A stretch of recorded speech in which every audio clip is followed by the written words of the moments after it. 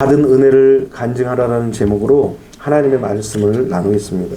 여호수아가 살아생전에 이스라엘 백성 그 자손들에게 늘 경고한 바 있는 말씀이 있습니다.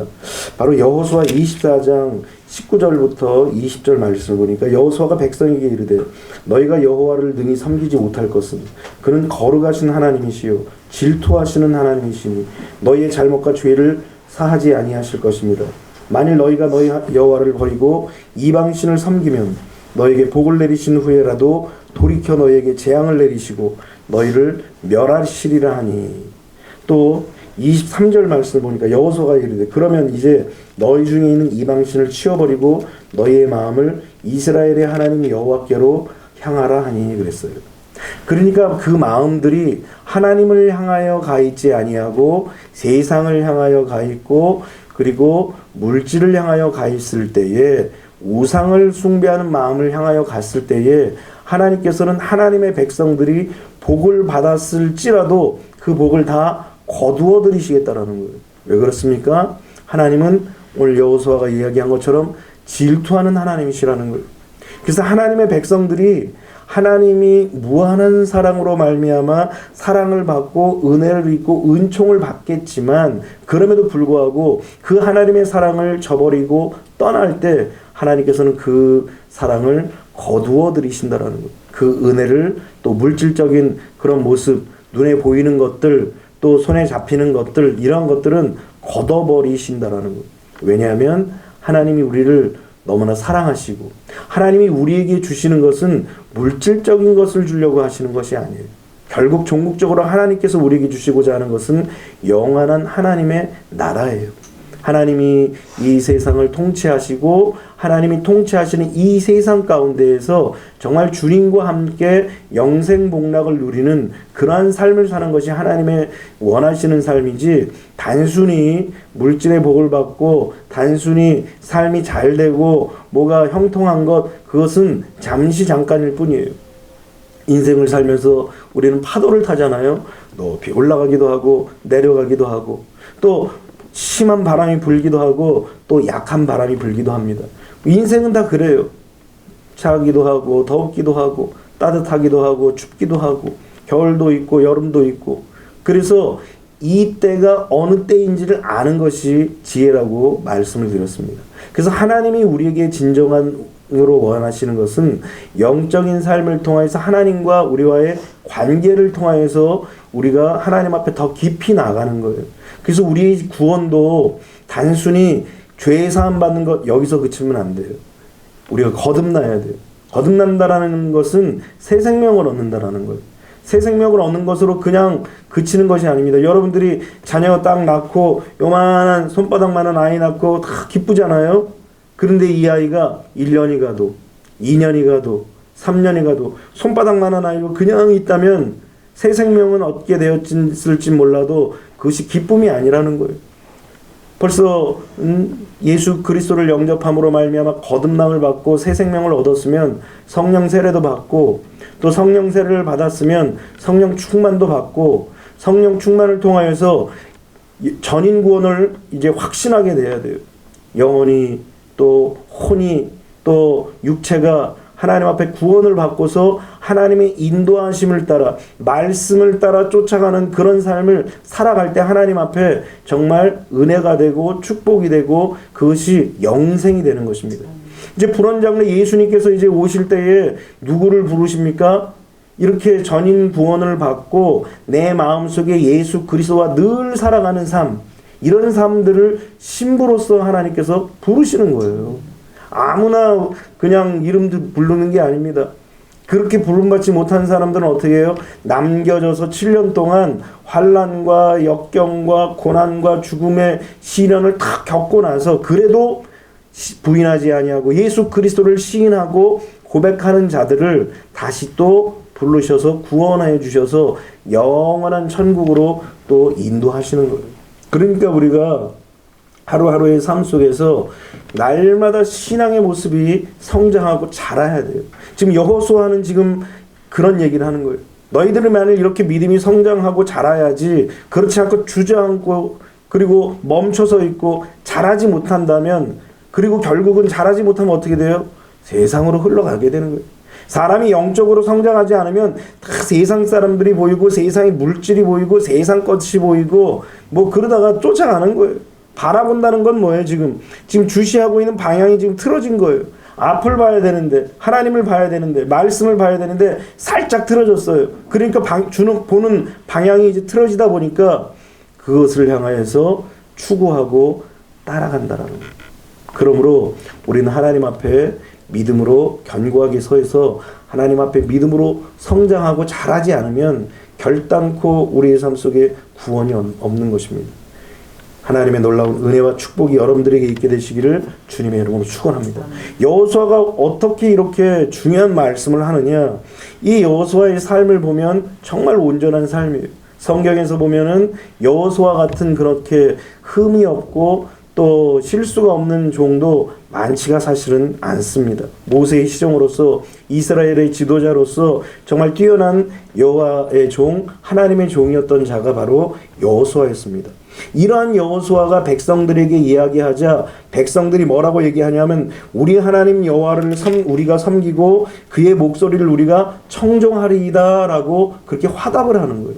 여러분들도 하나님의 말씀을 이렇게 전하면 하나님의 말씀을 주의 종이 감동을 받아서 전할 때 아멘으로 따르겠나라고 순종했나라고 청종할 때 그때 하나님의 축복과 은혜의 역사가 나타나는 거예요. 그래서 우리가 아멘으로 화답하는 거예요. 하나님의 말씀을 그렇게 내가 따르겠노라라는 거예요. 그럴 때에 하나님께서 그 아멘하며 청종하겠노라고 시인하는 그 고백을 통하여서 하나님의 축복과 은혜가 따라오는 거예요. 오늘 본문에도 우리가 함께 읽었던 말씀에서 전에 여호수아가 백성을 보내며 이스라엘 자손이 각기 그들의 기업으로 가서 땅을 차지하였고 백성이 여호수아가 사는 날 동안 여호수아 뒤에 생존한 장로들 곧 여호와께서 이스라엘을 위하여 행하신 모든 큰 일을 본 자들이 사는 날 동안에 여호와를 섬겼더라. 그 여러분들이 여호수아가 사는 날 동안 이 장로들과 백성들이 똑같이 그렇게 고백한 대로 살았던 거예요. 그렇게 사니까 하나님께서 그 땅을 차지하게 하셨던 거예요. 그러니까 하나님의 말씀은 단순해요. 하나님의 말씀이 선포되고 그 말씀을 따라가는 백성들에게 은혜와 축복을 주시는 거예요. 그러니까 우리는 세상 사람들과는 달라요. 세상 사람들과는 다른 개념입니다. 그래서 하나님의 백성은 하나님의 백성으로서 교육받고 하나님의 백성으로서 하나님의 말씀을 듣고 하나님의 백성으로서 그의 삶을 따라가는 삶을 살아갈 때 그때 하나님의 풍성한 은혜와 축복을 누리는 거예요. 신앙생활이라는 것이 바로 그런 삶인 것입니다. 내 생각과 내 판단과 내 결정을 내려놓는 것, 거기서부터 신앙은 시작되는 거예요. 모든 말씀의 요새 계속 그 말씀이 들어가요. 모든 이론을 파하고 하나님을 아는 것을 대적하여 교만한 마음을 파하고 그리고 모든 생각을 사로잡아서 그리스도께 복종하라는 말씀을 계속하는 거예요. 교회 모시받기도록 하는 거예요. 왜? 조금이라도 그 삶에서 벗어나면 그것이 하나님 앞에서는 죄라는 사실이에요. 그래서 우리는 날마다 십자가 발 앞에서 우리를 씻는 것, 손을 씻듯이 발을 씻듯이 십자가 앞에서 예수 그리스도의 보혈로 우리의 죄를 다 낱낱이 씻는 거예요. 그러면서 우리가 날마다 하나님 앞에 또 자신 있게 또 나아갈 수 있는 것입니다. 여호수아는 지금 구약 시대이지만 하나님의 말씀을 통하여서 그것을 이스라엘 백성들에게 가르쳐 준 거예요. 그런데 문제는 무엇이냐면 하나님의 말씀을 이렇게 받고 살았던 시대는 그나마 하나님의 말씀을 듣고 따라갔는데 그렇지 않고 다음 세대가 되니까 문제가 발생된 거예요. 그러면서 반역의 2단계가 벌써 탁 시작이 된 거예요. 첫 번째 반역의 단계가 뭐냐면 알지 못했다라는 거예요. 10절을 보니까 그 세대의 사람도 다 그 조상들에게로 돌아갔고 그 후에 일어난 다른 세대는 여호수아를 알지 못하며 여호와께서 이스라엘을 위하여 행하신 일도 알지 못하였더라 그랬어요. 여호와도 알지 못하고 또 하나님의 종도 알지 못하고 또 하나님께서 하신 일들도 알지 못했던 거예요. 이들이 알지 못했다라는 것은 단순히 뭐 하나님을 전혀 몰랐다라든가 아니면 하나님이 하셨던 뭐 애굽에서 이스라엘 백성들을 구출해 내시고 홍해를 건너고 광야를 지나고 요단강을 건너고 여리고성을 물리치고 뭐 이런 사건들을 몰랐다는 것이 아니에요. 그들은 하나님의 구원 사역이 더 이상 중요하지 않았더라는 거예요. 그러니까 삶의 중심이 하나님이 아니었다라는 거예요. 여러분들도 나도 하나님 아는데, 나도 뭐 많이는 안 친이지만 뭐 조금이라도 하나님 알아라고 얘기하지만, 하나님을 안다라는 것은 무엇이냐면 하나님이 이루신 구원의 역사를 내가 삶 속에서 기억하고 있고, 그리고 그 삶 속에서 내 삶의 가장 중요한 사건이라는 사실을 고백하는 것이 아는 거예요. 그러니까 여러분들이 하나님의 구원의 역사가 가장 소중하고 가장 중요하다는 사실을 인지하고, 그리고 그런 삶을 사는 것, 그것이 바로 하나님을 아는 삶인 것입니다. 그런데 이스라엘 백성들, 이제 다음 세대들은 어떻습니까? 하나님이 그들을 인도하시고 그리고 이끄시고 사랑을 베푸신 그 복음 아닙니까? 복음. 복된 소식이 뭐예요? 우리를 건져주시고 은혜를 베풀어 주시고 인도하시고 구원해 주신 것이, 그것이 바로 복음이에요. 그런데 그것이 그들에게 있어서는 결코 중요하지 않기에 그들의 삶 속에서 잊어버렸다라는 거예요. 그렇게 순간순간 일어나는 수많은 사건과 그 상황 속에서 하나님을 의지하고 하나님께 의탁하는 것이 아니라 내 방법, 내 생각, 내 기준, 내 말, 내 판단, 내 경험, 내 지식으로 모든 삶을 살아가는 거예요. 결국은 이들이 어떻게 됩니까? 하나님을 알지 못하여 잊었다라는 거예요. 그러니까 이스라엘 백성들뿐만 아니라 우리들도 우리의 삶을 돌아봐야 돼요. 우리의 삶을 돌아보라고 하니까 뒤를 돌아보고 이제는 후회하라는 그런 얘기가 아니에요. 아, 옛날이요 하며 옛날을 추억하라는 말이 아닙니다. 저도 가끔 가다 내가 중학교 때 참 공부할 수 있는 기회가 참 왔을 때 그때 열심히 더 공부할 걸. 내가 나쁜 친구들 만나지 말고 그냥 진중하니 그냥 하나님이 어렸을 때 주셨던 그 은혜 그냥 지키며 살았으면 얼마나 이런 생각합니다. 중요한 것은 무엇입니까? 옛날을 돌아보며 옛날을 추억하라는 얘기가 아니에요. 그것은 바로 하나님께서 그런 가운데 내가 실수했는데, 내가 넘어졌는데, 그래서 일어날 수가 없는 상황인데 다시 일어나게 하시고 은혜를 주시고 은총을 주시고 나의 손을 잡아주시고 나를 안아주시고, 심지어는 내가 쓰러져 있을 때 나를 업고 걸어가신 하나님의 은혜를 날마다 돌아보고 기억하라는 거예요. 그래서 여기까지 인도하신 하나님의 발걸음과 발자국을 기억하라는 거예요. 그런데 우리는 하나님의 인도하신 그 발자국은 전혀 생각하지 않아요. 다 잊어버려요. 왜 그래요? 당연히 그래야지. 세상에 당연한 건 없어요. 너는 당연하게 그렇게 해야 돼. 하나님은 하나님이시니까 당연하게 나에게 이렇게 해야 돼. 그런 거 없어요. 이 세상에 당연한 것은 아무것도 없는 거예요. 나에게 주어진 그 모든 것들이 뭐라고요? 은혜인 거예요. 복음성가 가사에도 있더만요. 당연하게 생각하는 것이 없어요. 모든 것들이 다 하나님의 은혜고 하나님의 은총인 것입니다. 이것을 잃어버리는 것, 이것을 놓쳐버리는 것, 그것이 바로 하나님을 잊었다라는 지금 이 다음 세대에게 경고하시는 말씀인 것입니다.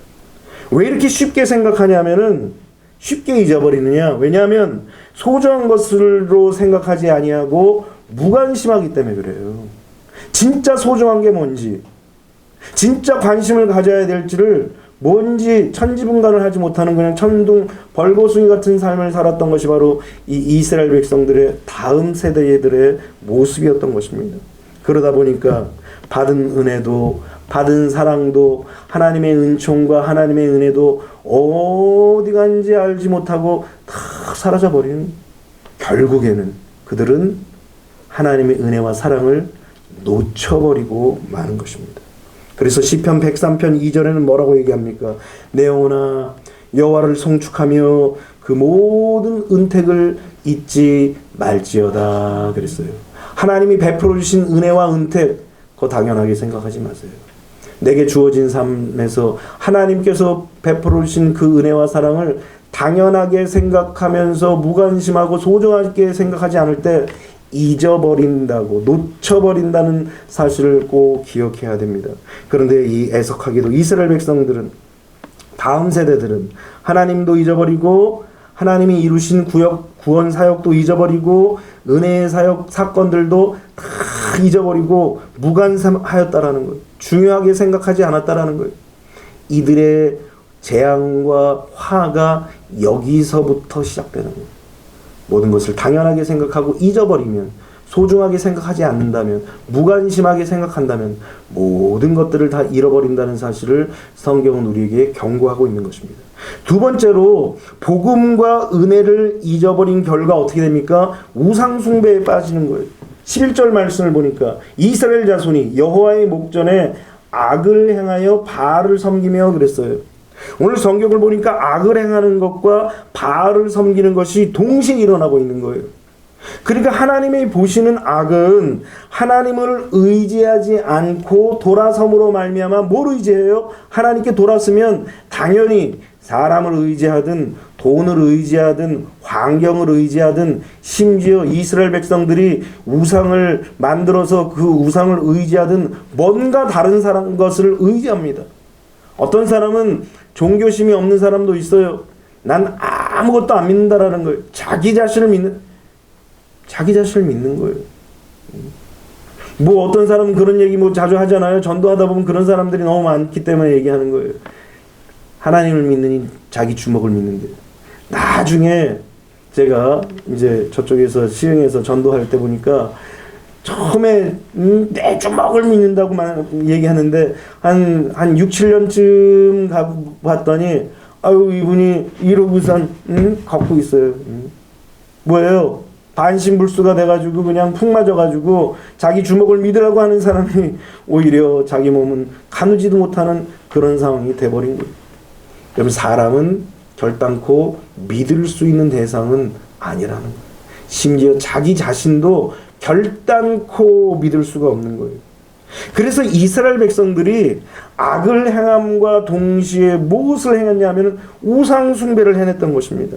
그러므로 말미암아 하나님을 섬길 자들이, 하나님의 사랑을 입었던 자들이, 하나님의 은혜를 입었던 자들이 그만 하나님의 은혜와 사랑과 하나님은 잊어버리고 세상을 따라가고 우상을 섬기고 우상을 따라가는 거예요. 그러니까 하나님이 말씀하시는 악과 세상 사람들이 이야기하는 악은 틀려요. 우리는 자꾸 세상 사람들이 생각하는 악만 생각하는데 하나님이 말씀하시는 악은 차원 자체가 틀립니다. 그래서 우리가 하나님의 말씀을 가지고 기준으로 우리의 삶을 살아야지 세상의 기준으로 살면 세상 사람이 맞는 것 같아요. 그게 상식적인 것 같고 그게 일반적인 것 같아요. 그러나 하나님의 백성들은 누구를 따라가야 돼요? 하나님을 따라가야 되고 하나님의 말씀을 따라가야 돼요. 하나님을 따라가지 않고 하나님의 말씀을 따라가지 않으면서 내가 하나님의 백성이다? 그렇지가 않은 거예요. 이 땅에서도 마찬가지예요. 외국인들이 막 와서 난동 피는 자들이 있잖아요. 그러면서 하는 말이 나는 한국 사람 아니라 이거예요. 나는 외국인이니까 외국 사람의 법을 적용해달라, 이런 사람들이 있어요. 맞아요. 그 사람들은 우리나라 사람이 아니에요. 그런 사람 들어오지도 말하게 해야죠. 하나님의 백성들도 마찬가지입니다. 하나님의 백성이라면, 하나님의 자녀라면 하나님을 따르고 하나님의 말씀을 따라가는 것이 맞다라는 거예요. 그래서 그런 삶을 살지 못할 때 우리가 회개하고 자복하는 거예요. 아유, 당연히 이 땅의 국민이라면 법을 지켜야 되잖아요. 법 안 지키면 어떻게 해야 돼요? 잡혀가는 거죠. 그런 것처럼 우리는 하나님의 백성으로서 우리가 뭐 당장 잡혀가진 않아도 하나님 앞에 나가는 거예요. 예수 그리스도 앞에 나가는 거예요. 십자가 발 앞에 나가는 거예요. 그래서 마음도 눈도 입술도 거짓말하고 또 죄 짓고 나쁜 생각하고 나쁜 곳에 있었던 그 모든 것들을 다 씻어내야 돼요. 그렇지 않으면 그 죄들이 다 쌓이는 거예요. 여러분, 때도 마찬가지 아닙니까? 한 1년에 한 번씩 샤워한다고 생각해 보세요. 얼마나 그 더러워서 힘듭니까? 아무리 그 물에 담고 있어도 안 빠져요. 그런데 매일 매 순간 요새는 손을 하도 씻어서 건조하더라고요.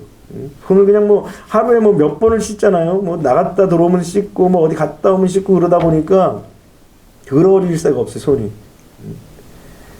자주 씻으세요. 뭘 자주 씻는 거예요? 예수 그리스도의 보혈로 자주 씻어요.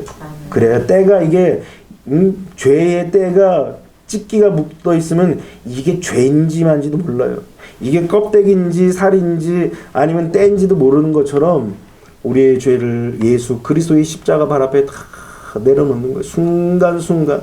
그래서 하나님의 은혜 가운데 깨끗이 씻어질 때에 그때 우리는 자유함을 누릴 수 있는 것입니다. 이스라엘 백성들은 이 다음 세대는 하나님을 그렇게 섬기질 못했던 거예요. 바알을 섬겼어요. 사실은 바알이란 말이 그 영어로 로드예요. 로드. 로드가 나쁜 말이에요, 좋은 말이에요? 뭐 좋은 말을 뭐 단어니까 영어 단어인 거예요. 쉽게 얘기하면 이 바알이란 말은 그래서 이 가나안 땅에 있어서 주라는 말이에요. 그러니까 언어는 잘못이 없는 거예요. 그 세상도 마찬가지예요. 뭐 문명과 문화 이건 잘못된 게 아니에요. 그걸 가지고 잘못 사용하는 것이 문제라는 거예요. 그런데 이스라엘 백성들이 뭘 섬겼냐고 성경은 말씀하고 있냐면 바알들을 섬겼다라고 얘기합니다. 이 바알들은 뭐냐면 각 지역에 따라 바알의 이름이 다 틀려요.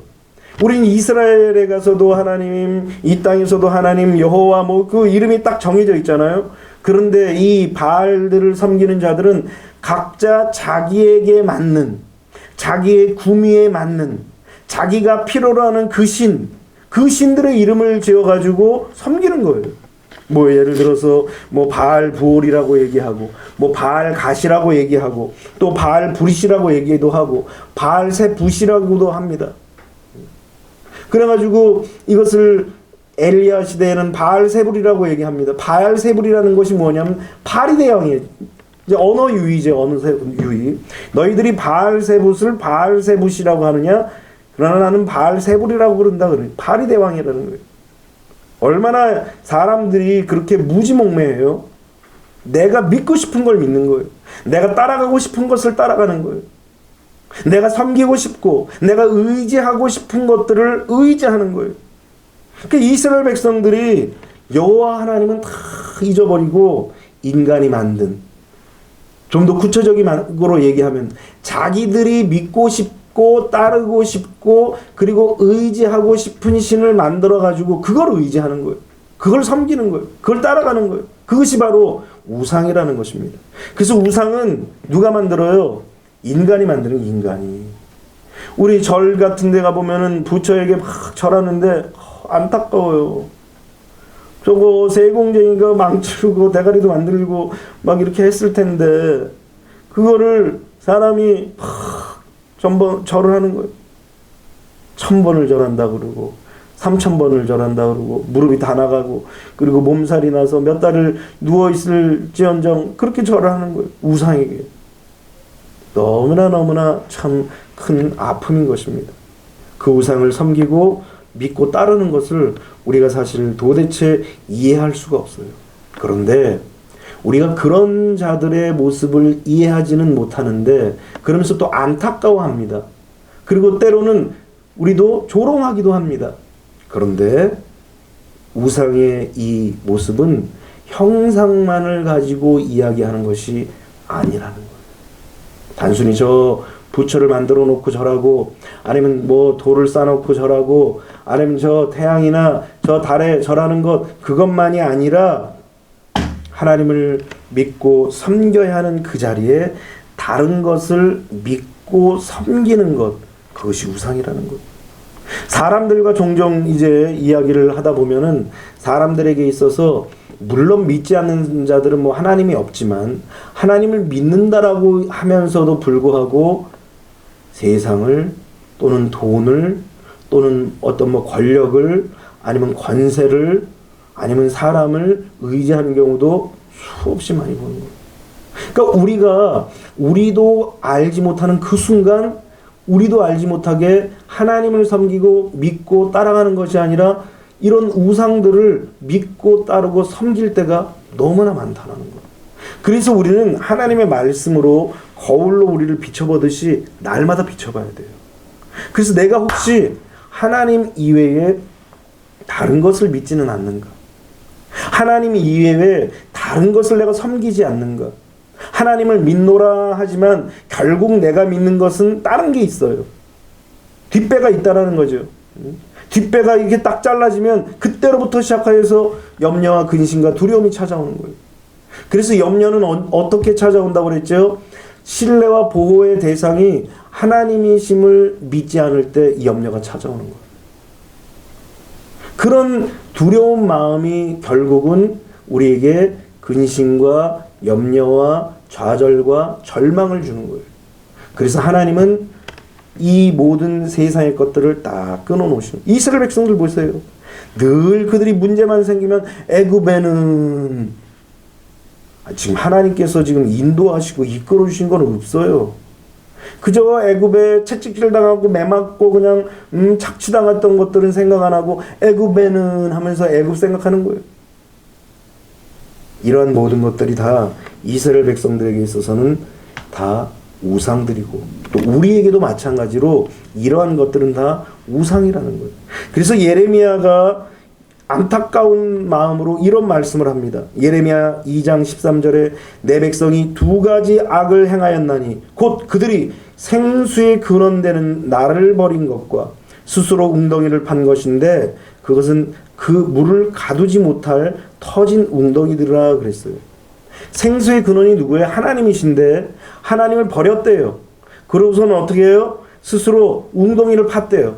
그리고 그 웅덩이에다가 내가 담아놓는 물을 딱 담아놓는 거예요. 그런데 그 물을 가두지 못할 터진 웅덩이를 만든 것과 똑같다라는 거예요. 우리가 의지하는 사람, 우리가 의지하는 물질, 우리가 의지하는 그 어떤 권력, 권세, 이 모든 것들은 다 끊어질 날이 반드시 온다라는 거예요. 왜? 터진 웅덩이이기 때문에. 지금 잠시 잠깐은 물이 있어 보여요.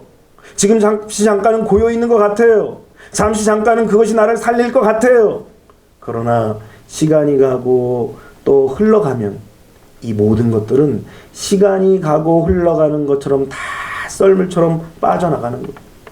그래서 우리는 하나님 앞에 온전한 믿음을 가지고 생수의 근원이신 분이 바로 하나님이시라는 사실을 믿고 신뢰하고 섬기는 삶을 살아야 한다는 것입니다. 그런데 이 이스라엘 백성들 다음 세대는 인간 스스로가 만든 우상을 믿고 섬기는 그런 따라가는 그런 어리석은 일을 범하고 말았다라는 것입니다. 오늘 이런 잘못된 신앙이 이스라엘 백성들의 문화 전반에 흘러가는 거예요. 그러니까 여러분들의 신앙도 여러분들 스스로 해석하면 안 돼요. 여러분들 스스로 생각하는 것이 아니라 하나님의 말씀이 어떻게 우리에게 가르쳐 주는지, 하나님의 말씀이 우리에게 어떻게 해석하는지 그 해석을 따르고 그 진리를 따라가는 거예요. 그래서 하나님의 말씀을 우리가 계속 이렇게 배워나가는 것입니다. 이스라엘 백성들이 여호수아가 죽음으로 말미암아 그가 했던 그 부탁, 당부, 또 모세 때에 들려줬던 그 말씀, 이 모든 것들이 다 잊혀져 버린 거예요. 그리고서는 그 가나안의 문화와 딱 접목을 시킨 거예요. 자기 신앙과. 자기 신앙과 가나안의 그 문화와 딱 접목을 시키면서 자기 나름대로 재해석하는 거예요. 이게 큰 문제라는 거예요. 하나님의 말씀을 말씀대로 순수하게 받는 것이 아니라 말씀을 자기 나름대로 재해석하는 거예요. 말씀을 자기 나름대로 그냥 재생해서 쓰는 거예요. 진리가 아닌데 진리인 것으로 착각하고 따라가는 거예요. 그러니까 하나님의 말씀은 순수한 그런 그 깨끗한 물과 같은 거예요. 그래서 하나님의 말씀을 다윗이 정리하다라고 표현합니다. 하나님의 말씀은 은을 정제한 깨끗한 은과 같다라고 얘기합니다. 여러분 정제된 은 보셨죠? 하얗고 맑고 투명한 그런 은과 같은 것이 바로 정리된 것이 바로 하나님의 말씀이라는 거예요. 이 말씀이 그냥 그 가나안 땅의 문화와 섞여버리니까 잘못된 것으로 이제 해석이 돼서 보이지 않는 하나님을 섬겨야 되는데 보이는 것을 따라가는 거예요. 또 들리지 않는 그 하나님의 말씀을 자꾸 들으려고 하는 거예요. 보이지 않는 하나님을 보려고 하고 들리지 않는 하나님을 들으려고 하고 그냥 육신의 모습으로 느끼려고 한다라는 거예요. 영적으로 보고 영적으로 듣고 영적으로 느껴야 되는데 육으로 보고 육으로 듣고 육으로 느끼려고 그래요. 그러다 보니까 육신의 것들을 쫓아가는 거예요. 눈에 보이는 것, 귀에 들리는 것, 마음으로 느껴지는 것들을 쫓아가더라는 것입니다. 그리고서는 물질적인 보상, 눈에 보이는 것들을 내게 주어지는 그 보상이 되는 것만을 쫓아가는 거예요. 우상숭배가 그렇다라는 거예요. 우상숭배. 그러니까 결국 우상숭배는 단순히 뭘 만들어 놓고 거기다 절하는 그것이 아니라는 거예요. 뭘 해나 달이나 그런 것에 절하는 것만이 아니라는 거예요. 내가 눈에 보이는 것을 추구하고 내게 주어지는 그 보상만을 따라가는 것, 그것도 우상숭배. 그러니까 교회 내에도 어쩌면 우상숭배가 많다라는 거예요. 내가 예배드리면 뭔가 떨어지겠지. 내가 기도하면 뭔가 생기겠지. 이것도 자칫하면 우상숭배예요. 여러분들 부모님 만났을 때, 어르신들 만났을 때, 요새 이 어르신들 다 요양원에 많이 계시잖아요. 요양원에 계신 어머니가 가지고 있어서 갑니까? 돈 없어서 그러면 안 찾아가고, 병 들면은 늙고 아프면 안 찾아가는 거예요? 그렇지 않잖아요. 부모님이기 때문에 찾아가듯이.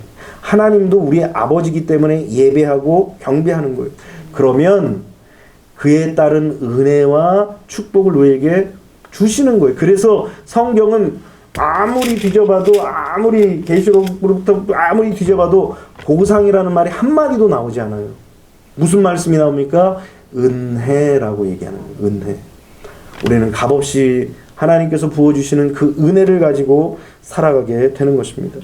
절반만 순종하고 절반만 헌신했던 이스라엘 백성들은 그나마 믿음으로 살았지만, 그렇지만 그 다음 세대는 전혀 믿음이 없었기 때문에 여호와를 섬기지 않고 자신을 섬기고 결국 그것으로 인하여서 우상을 섬기게 되었던 것입니다.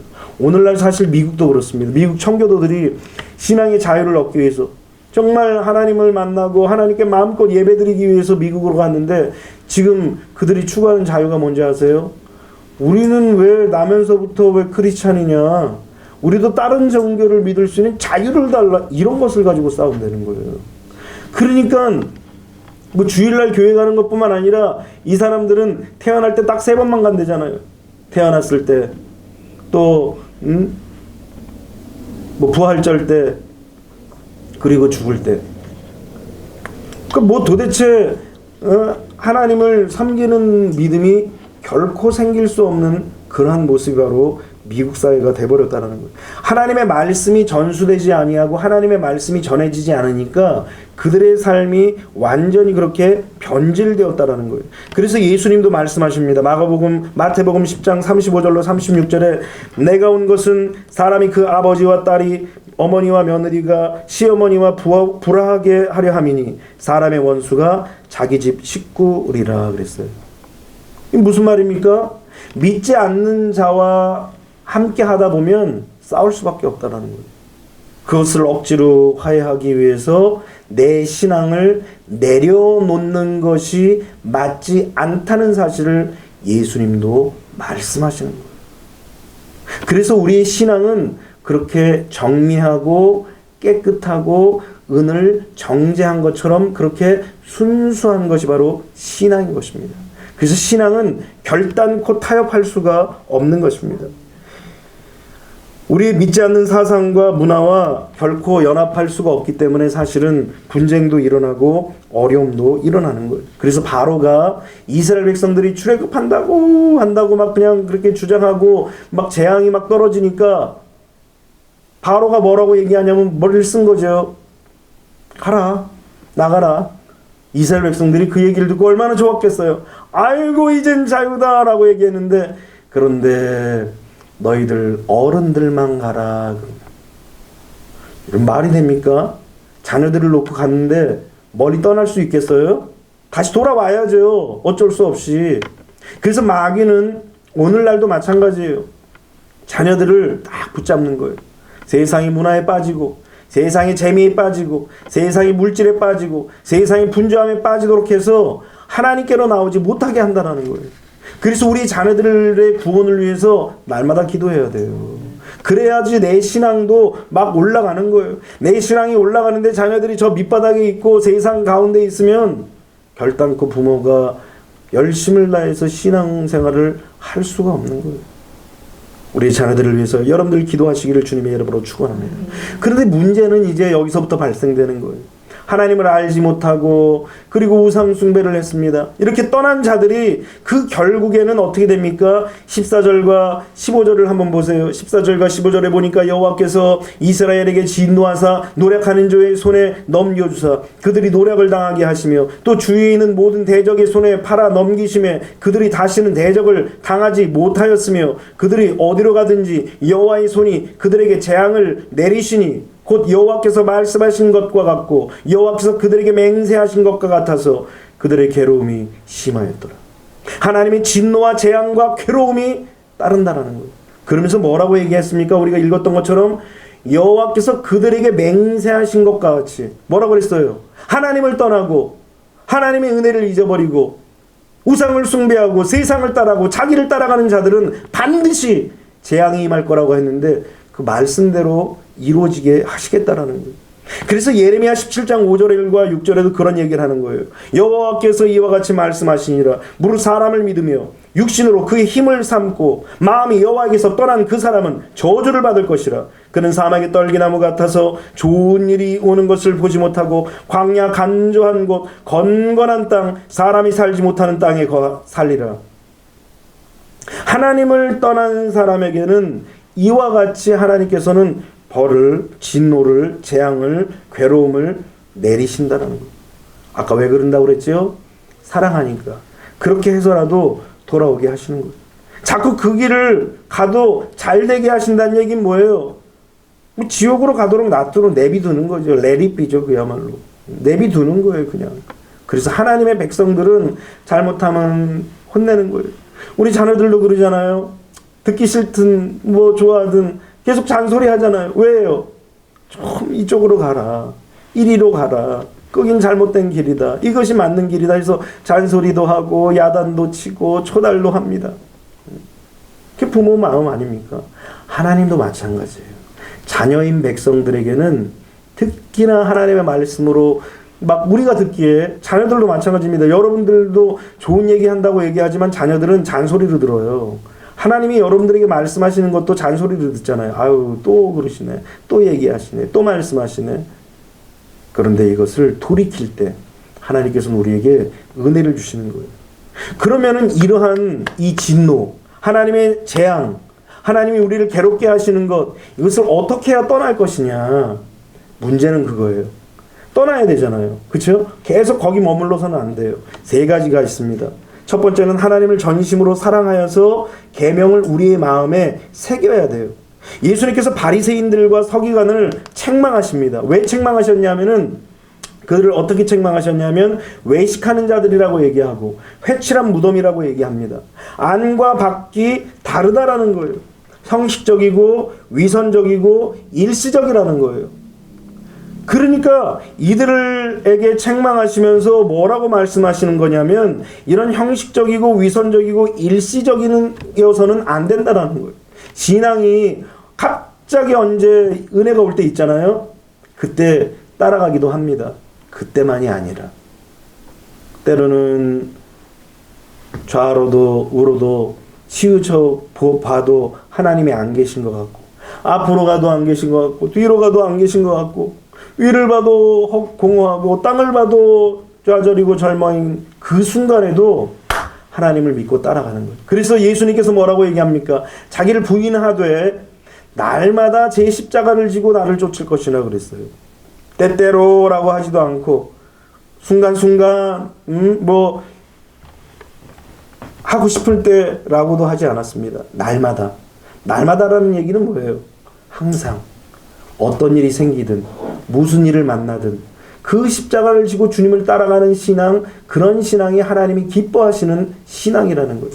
여기서 벗어나는 것이 하나님 앞에서는 우리 예수님께서 바리새인과 서기관과 같은 신앙이라고 그렇게 책망하시는 거예요. 하나님을 사랑하되 우리 내면과 우리의 외면이 일치해야 돼요. 하나님 앞에 드리는 예배도 마찬가지예요. 우리의 외면과 우리의 내면이 일치돼야 되는 거예요.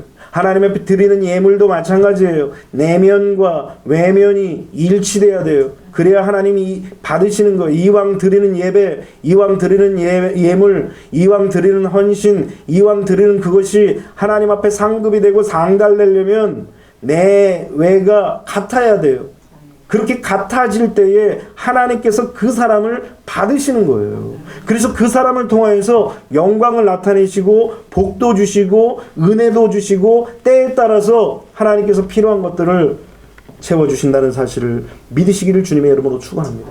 그래서 마태복음 23장 3절에 바리새인과 서기관들을 책망하시면서 예수님이 뭐라고 말씀하시냐면 그러므로 무엇이든지 그들이 말하는 바는 행하고 지키되, 그러니까 외면적으로도 지키라는 거예요. 이것이 마음만 있으면 되겠구나. 마음만도 안 받으셔요. 외면, 삶의 모습이 있어야 된다라는 거. 그래서 행하고 지키되 그들이 하는 행위는 본받지 말라. 그들은 말만 하고 행하지 아니하며. 주님은 말만 하고 행하지 않는 사람을 기뻐하지 않으셔요. 하나님은 우리의 중심까지 보시고 내면까지 읽으시는 분이시기 때문에 우리의 중심과 우리의 내면과 그리고 우리의 외형적인 삶의 모습이 같아져야 돼요. 그것 때문에 우리가 회개하는 거예요. 하나님, 내 내면이 보이지 않는다고 해서 내가 내 내면을 감추고 살다 보니까 하나님이 기뻐하지 않는 생각들과 마음들로 가득 채워졌었습니다. 주님 용서해 주세요. 또 삶도 하나님, 내 마음은 사실은 그렇지 않은데 자꾸 행동이 그렇게 안 나갈 때가 있습니다. 주님 용서해 달라고. 그래서 내면과 외면이 같이 올라갈 때에 그때 비로소 하나님이 기뻐 받으시는 거예요. 그래서 거듭남과 성령 세례와 성령 충만을 통해서 영이 구원받고 혼이 구원받고 그리고 육체도 구원받아서 하나님의 말씀들이 육체로도 나타나야 되잖아요. 이걸 전인 구원이라고 얘기하는 거예요. 마음만 받은 이거는 하나님 아닙니다. 육체까지 영으로부터 시작하여서 혼도 그리고 이 육체도 주님을 믿고 따르고 섬기는 구원의 역사가, 이 전인 구원의 역사가 일어날 때에 말씀을 붙여차 따라가는 거예요. 말씀을 붙여차 따라가야 하나님께서 우리를 다 구원하시기 위해서 천사장의 나팔을 쫙 불 때 자기 이름이 들리는 거예요. 자기 이름이. 아유, 전인 구원이 안 됐는데 어떻게 자기 이름이 들려요? 그 거짓말이죠. 그거는 들릴 수가 없는 거예요. 그래서 우리는 신앙이 점점 자라서 영도 구원받고 혼도 구원받고 육도 구원받기 위해서 열심을 다해서 하나님을 섬기는 거예요. 여러분 생각해 보세요. 저도 가끔 그런 생각을 해봅니다. 아이고 주님, 내가 주님을 위해서 이것도 포기하고 저것도 포기하는데, 아니 안 포기한 사람들하고 똑같이 구원받으면 억울해서 나 못 살겠습니다. 이런 생각 안 들어요, 솔직히 여러분들. 아니 주일도 나오고 수요일 금요일 예배드리고 인터넷 성경 읽는다고 그러니까 화요일도 나오고 목요일도 나오고 사람이나 좀 많아야지 힘도 나는데 사람도 없고. 여러분 이런 신앙생활을 하는 사람과 그리고 그냥 주일날만 한번 찍 나오고 마는 사람과 거기다가 또 매일 또 새벽에도 나오고 헌신하고 희생하고 그런 사람과 똑같이 구원받는다? 좀 뭔가 좀 억울하지 않아요? 솔직히 억울하죠.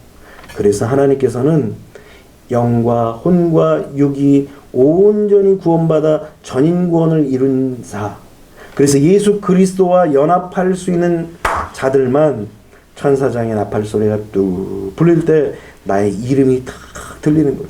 그래서 우리 찬송가 부를 때 나팔 불 때 나의 이름, 나팔 불 때 남의 이름만 들리는 것이 아니라 자기 이름이 들려야 돼요. 그래야 구원받는 거예요. 그래야 7년 대환란을 받지 않을 수 있는 거예요. 오늘 여러분들이 그래서 이 믿음이 필요한 것입니다. 그래서 신명기 6장 5절로 6절에는 너는 마음을 다하고 뜻을 다하고 힘을 다하여 내 하나님 여호와를 사랑하라. 오늘 내가 내게 명하는 이 말씀을 너는 마음에 새기고, 마음을, 뜻을, 힘을, 전 인격을 다해서 하나님 앞에 우리 자신을 드리라는 거예요. 일부가 아니라. 두 번째는 이 진노를 피하려면 복음이 이론이 아닌 삶에서 묵상되어져야 한다라는 것입니다.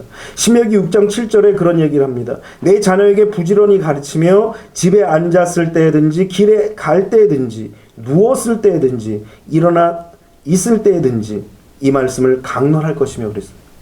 그러니까 뭐 부지런히 가르치라는 거, 길에서 누웠을 때, 앉았을 때, 일어날 때, 뭐 할 때 늘 하나님의 말씀을 가르치라는 거예요. 일상생활에서 구체적으로 시시때때로 일어나는 모든 일 가운데서 하나님의 진리를 나누라는 거예요. 여러분들의 삶 속에서 누구를 만났을 때는 요건 얘기하고, 이 사람 만나면 저런 얘기하고, 이 사람 만나면 이런 사상이고, 저런 사람 만나면 저런 사상이고, 이 신앙이 아닌 거예요. 이건 누구를 만나든지 똑같아야 돼요. 하나님을 만난 그 이야기들은 똑같은 거예요. 복음은 변질되지 않아요. 복음은 일관성이 있고 처음이 있으면 끝이 있어요. 그래서 하나님의 말씀은 살았고 운동력이 있다라고 얘기하는 거예요. 이 얘기는 뭐냐면 그냥 계속 역사한다라는 거예요. 똑같으니까 하나님의 말씀이 똑같아서 역사하신다라는 거예요. 그래서 우리는 하나님의 말씀을 우리 자녀들이나 믿지 않는 가족들에게나 우리의 친구들에게나 늘 하나님의 말씀을 전해야 되는 거예요. 이 사람이 들을 수도 있고 안 들을 수도 있어요. 잔소리로 들을 수도 있고 귀찮아할 때도 있어요. 그럼에도 불구하고 하나님의 말씀을 계속 가르치는 거예요. 그렇게 가르치다 보면 자기도 모르게 그렇게 살아가는 거예요. 하나님의 말씀을 계속 듣다 보면 그렇게 살아가는 거예요. 그래서 그것을 신앙 생활이라고 얘기하는 거예요. 듣고선 살지 않으면 아무 짝에도 쓸모가 없는 거예요. 아니 소금인데 분명히 통 안에서는 소금이라고 써 있어요. 한 번도 뿌려본 적이 없어. 이게 소금이라고 써 있지만 설탕일지도 몰라요. 이게 소금이라고 쓰여져 있지만 미원일지도 몰라요. 왜? 한 번도 쓰임받지를 못한 거예요.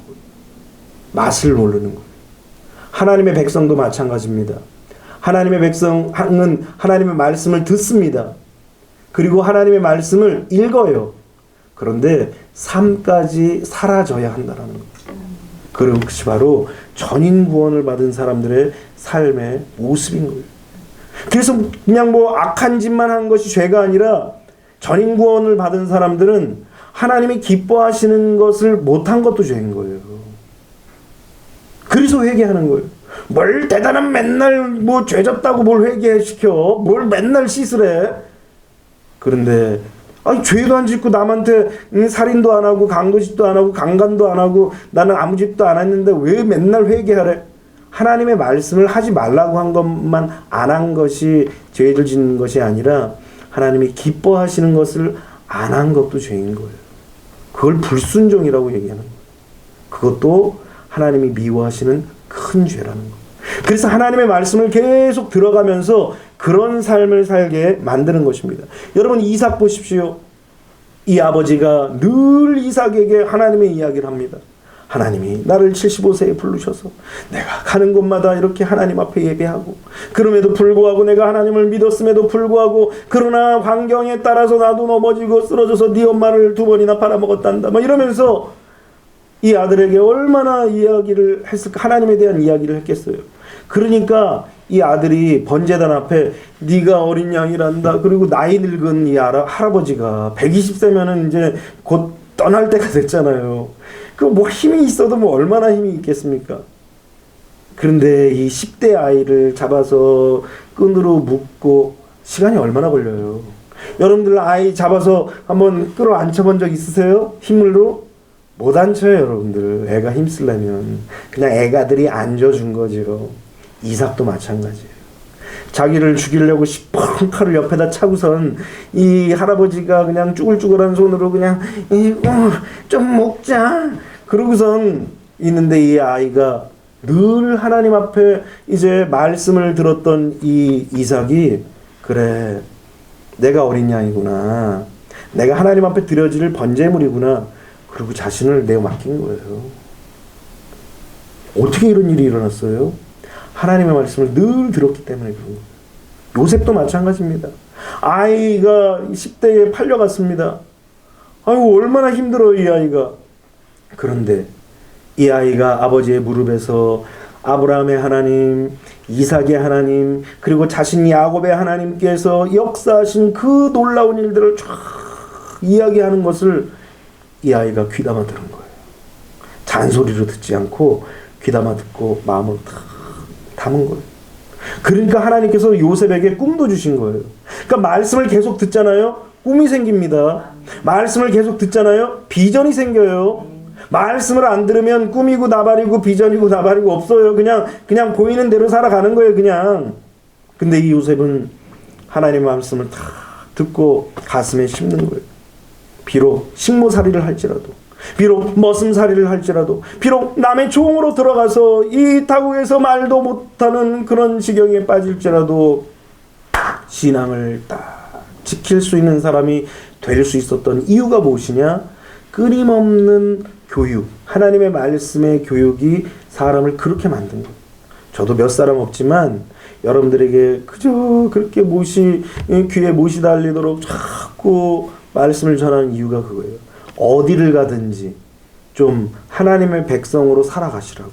그래서 어느 때에 주님이 딱 오실 때에도 같이 올라가야죠. 나도 올라가고 여러분들도 올라가고 그러라고 이렇게 또 말씀을 전하는 것입니다. 하나님은 우리에게 복음이 그냥 이론에 멈추는 것이 아니라 삶에서 묵상되기를 원하시는 것입니다.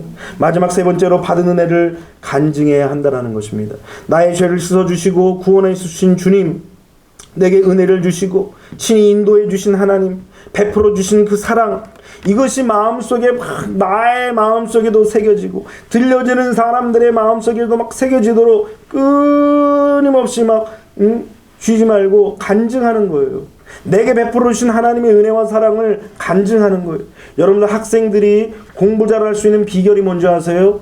내가 그 시간에 배웠던 그 문제, 내가 그 시간에 풀었던 그 문제를 옆에 친구에게 가르쳐 줄 때 그때 아이들이 성장하는 거예요. 나도 잘 몰라요. 근데 뭔가 아는 듯 해서 옆에 사람이 물어보니까 이거 하는데 설명해 주면서 문제를 해결하는 거예요. 신앙도 마찬가지예요. 뭔가 이렇게 명확한 것 같진 않은 것 같아. 분명한 것 같긴 한데 뭔가 모르게 좀 2% 부족해. 그때 여러분들이 만난 그 하나님을 다 간증해 보세요. 그러면 그 모자란 2%가 딱 채워지는 거예요.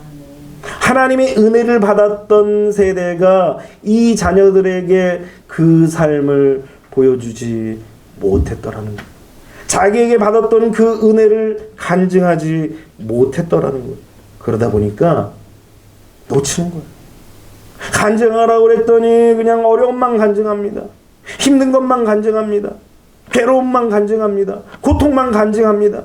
그러니까 그 괴로움과 고통과 어려움들만 자녀들의 마음속에 늘 남는 거예요. 아니면 좋은 거, 그냥 기름진 거, 세상적인 것만 간증하는 거예요. 그러니까 이 아이들이 세상과 세속화되는 거예요. 한국에서 과거에 미국으로 이민 간 분들이, 처음에 미국에 이민 간 분들이 하는 일들이 뭐예요? 다 세탁소 아니면 햄버거 가게, 가게 점원으로 그렇게 일하는 거예요. 그러니까 새벽같이 가서 일하는 거예요. 한국에서 6시에 일어나서 일하는 것처럼 해외 나가서 그렇게 하니까 한국인 최고라는 원더풀인 거예요. 최고인 거예요. 같은 나라 사람 아니면 다른 나라 사람들은 그냥 해 떠야 오는데 이 사람들은 해도 뜨기 전에 문을 여는 거예요. 그러니까 사람들이 얼마나 좋아합니까? 이 사람들이 열심히 일하니까 미국이 기회의 땅이라고 그러잖아요. 왜 기회의 땅이라고 그러냐면 아침 일찍 일어나서 막 나가도 저녁에서 늦게까지 해도 똑같다면 기회의 땅이라고 할 수가 없죠. 근데 아침 일찍부터 나가서 밤늦게까지 일하니까 일한 만큼 들어오는 거예요. 그러니까 처음에는 가게 점원이 이제는 가게 주인이 됩니다. 가게 주인이었던 사람이 막 소득이 막 늘어납니다. 소득이 늘어나니까 막 가게터가 늘어나는 거예요. 막 커지는 거예요. 그러다 보니까 부유하게 되는 거예요. 이 2세들이 이민을 간 1.5세나 이런 2세들이 어떤 생각을 하냐? 미국 오니까 돈이 많네. 한국에서는 막 가난하고 힘들고 어려웠는데 미국에선 돈이 많네. 부모들도 열심히 일하니까 일한 대로 수입이 막 늘어나니까 자녀들에게도 야! 걱정하지 마. 뭐 필요해? 그리고 돈으로 다 준 거예요. 그러니까 이 아이들이 언어는 안 되고 신앙도 없고 그러다 보니까 그 받은 돈을 가지고 용돈을 가지고 뭘 해요? 도박을 하고 마약을 하고 깽단에 들어가는 거예요. 그것이 바로 처음 미국에 간 1세대의 애환이었습니다. 자녀들에게 말씀이 전수되지 못하고 하나님의 은혜가 전수되지 못한 그런 결과의 모습들인 것입니다. 그래서 우리는 하나님의 말씀을 전해야 돼요. 간증해야 돼요. 받은 은혜와 받은 그런 축복과 받은 은총을 당연한 것으로 생각하는 것이 아니라 늘 그것을 하나님의 은혜로 알고 늘 그것을 받을 수 없는 그런 흉폭한 죄인이 받은 은혜라고 생각하며 감사할 때 그때 놀라운 하나님의 역사가 일어나는 것입니다. 그래서 오늘 저도 이렇게 말씀을 전하는 겁니다. 죄인 중에 괴수가 이렇게 하나님의 말씀을 전할 때 그것이 오히려 전하는 자에게도 복이 되고 전하는 자에게도 은혜가 되고 듣는 자에게도 하나님의 놀라운 은혜와 축복이 되는 거예요. 오늘 여러분들도 받은 은혜, 받은 축복을 전하시기를 주님의 이름으로 축원합니다. 그것을 딱 잡고 전하지 않을 때 어느 순간 이 이스라엘 백성들 자녀들처럼 빼앗기는 날이 오는 거예요. 그래서 끊임없이 우리는 전하고 증거하고 간증하여서 하나님의 나라를 확장하는 축복의 백성들이 다 되시기를 주님의 이름으로 축원합니다. 기도하겠습니다.